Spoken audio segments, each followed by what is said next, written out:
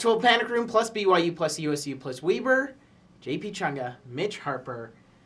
This after Utah destroys USC at Rice-Eccles Stadium, has Colin Cowherd tweeting that Clay Helton has fire under his seat. Somebody should be applying for the head coaching job at USC. That's got us talking here in the Panic Room. Should Clay Helton be looking for a job? He definitely should. He definitely should, JP. I mean, Clay Helton... I'm wearing this Lakers jacket for a reason today, JP, because LA, they want their stars. They want prominent figureheads. They want people, you've won a Rose Bowl, sure. Who hasn't at USC? Yeah, you've won a Pac-12 title.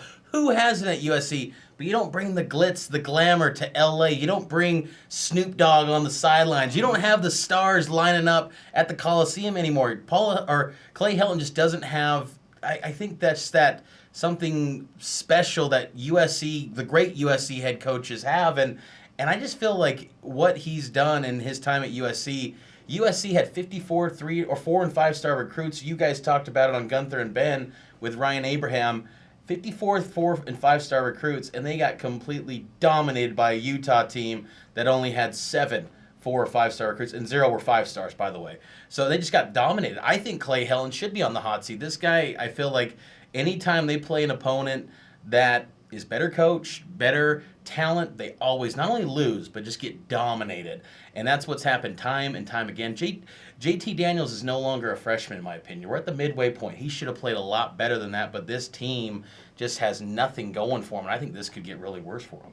And his wins are against the Pac-12 South. They're against those teams that are worse than USC. You look when he goes against Alabama, blasted. Against other programs that are better, Ohio State with Urban Meyer, blasted in that Cotton Bowl. Against the top upper level coaches, he gets destroyed, and that is not good enough for USC, where he knows the bar is national championship, and he's just delivering Pac-12 South titles. Yeah. That's not going to get it done. Well, especially when you look at the talent. Again, going to the 4 and 5-star rankings. Blue chip ratio. Yeah, they're amongst Alabama, Georgia, Ohio State. They're not even ranked. And those teams I just mentioned, they're in the playoff hunt. They're college football's finest right now.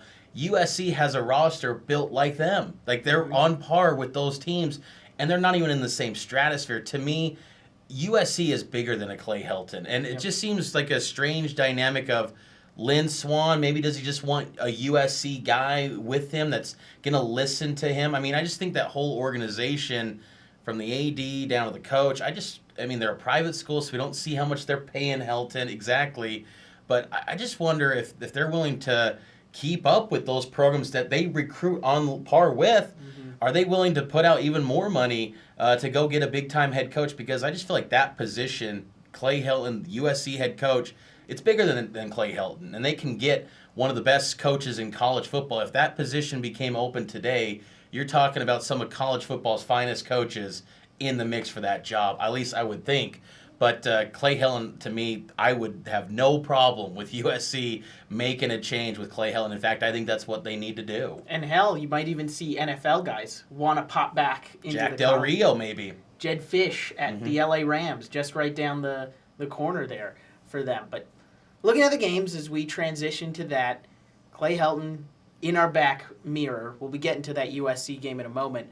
Utah, the winner of that game. They have an opportunity to continue themselves in the Pac-12 South race. UCLA on Friday. Spate is the guy that we saw at Michigan several years back, and so we've seen him. He's a big kid, 6'6", more of a pocket guy, and the freshman is more of a dual threat. And a Chip Kelly offense traditionally and typically is a run-first offense, and that's where they really had it going at Oregon when they were just running the ball up and down the field. I think they were over 300 yards a game one year or close to it. They were really good running the football, and so. But we don't know who's going to play. At least I haven't heard. Maybe you know more than I do right now. So we'll prepare for both of them. But you got one is more of a dual threat, and one is more of a in the pocket guy. UCLA playing some good football. Winners of their last two, and they really competed well against Washington. Kind of really giving a little bit of a scare to Washington in the Rose Bowl 3 weeks ago. But Utah should roll in this one. Yeah. They're a big favorite. I wouldn't be surprised if UCLA keeps it competitive for a half, but I just think Utah's defense, they're playing at another level. I mean, they are really good. Utah's defense, they are an elite defense, and I think that Utah's better than their national ranking at number 23 right now. I'd say they're probably more of a top 15 team, the way they're just executing and dominating their opposition.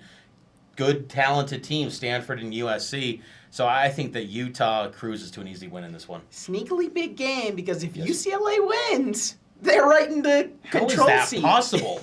for the Pac-12 South title, which is amazing after the start that they had. Looking at USC, they have to respond where Clay Helton is undefeated in the Coliseum against Arizona State. Yeah, what's the status of JT Daniels in the concussion report? Is he going to play? Utah, I mean, really, that was a big talking point last week, is if Utah was to lose that game, USC's schedule fairly easy the rest of the way. Now they've banged up the quarterback situation. It's really worked out for Utah. This is a tricky game. I mean, USC is giving away free tickets. Yes, it's for charity, donate some shoes, but giving away free tickets at USC, I mean, how far has this program fallen? Arizona State, though, something tells me this could be a real close game down the wire. The Sun Devils might pull it off. That's the way Herm Edwards wants to play. He wants to make it an NFL-type game, and he's going to shorten it up, try and get it with USC. The biggest game for the Pac-12 in the weekend, and it's in the North, where they have 4 ranked teams in their midst. Wazoo at Stanford. Yeah, this is a really good football game. Stanford, we haven't talked about them much, but quietly a good win on a weeknight last week against Arizona State. Washington State, the playoff hopes rest on the Palouse. That's a weird thought to think that the conference is hoping for Washington State, but I'm going to go with the Cougs. I love what Gardner Minshew's done, and I think they're going to keep this thing rolling. I think they get to the Apple Cup and undefeated the rest of the way till that game. I don't think the Cardinal have that offensive line rolling the way that we originally thought and the way that we expect over at on the farm. That's going to inhibit them from winning this game for me. I think Wazoo, again, side with you, wins this ball game. The other ranked team in the North, Oregon, trying to respond after falling on their face against Washington State. They've got Arizona. Looked like they were going to get just completely worked, but fought back. They tried to they gave a good comeback effort. I think Arizona's a mess. They're not going to be competitive in this one. This is at Eugene. I think they're going to have a strong bounce back game. Because the Pac-12, there's still a lot at stake. All these teams feel like they're fighting for the Pac-12's South or North Division title. So I'm thinking Oregon's going to win huge over Arizona as they continue to just spiral out of control. And Khalil Tate's injury, we want to see where that's hampering out if Rhett Rodriguez might be getting his time as the Arizona quarterback and signal caller. Another signal caller, Zach Wilson, getting the start over at BYU. His second game, and this one against Sutton Smith in Northern Illinois. Yeah, what's the encore act for Zach Wilson? I got to think that he's going to perform well. I think BYU still got a little bit of tricks up their sleeve because I'm sure they know that Northern Illinois had an extra week like BYU to prepare for this new freshman quarterback. They've got film on him. So I think BYU will throw in some more wrinkles. I'm expecting BYU to throw the football a little bit more. Squally Canada is going to be back, but I think BYU goes to the air a little bit more in this against that Northern Illinois secondary that's been prone to give up big yards. And I want to see how he deals with that pass rush. Sutton Smith, we talked about legit. it in the build-up. He's going to be running after the quarterback for sure. This game, Utah State at facing New Mexico. The only thing I want to know, is New Mexico going to cover 20.5 points? I think they will. I think Utah State, a little bit of a dip performance, if you will, against Wyoming in terms of offense. Not the greatest execution that we saw from the Aggies a week ago. They've been a lot better, but Wyoming's a really good defense. I think Utah State, though, is not used to this. 6-1, they're knocking on the door of being nationally ranked. It's a really good football team, but as the pressures kind of mount, we're hearing Kirk Herbstreit talk about Utah State knocking off UCF as the group of 5 team potentially in the New Year's Six. I mean, think about that. Utah State talking in that conversation. So I think this is new territory for the Aggies, and I think New Mexico, with sometimes their triple option offense that they have with Bob Davie, I think they can cover. I don't think they're going to win, but I think they can cover that 20.5. Will be interesting to see. We'll be hitting you up with a college basketball Pac-12 Panic Room next, so keep an eye out for that. For Mitch, JP, till next time, bye for now.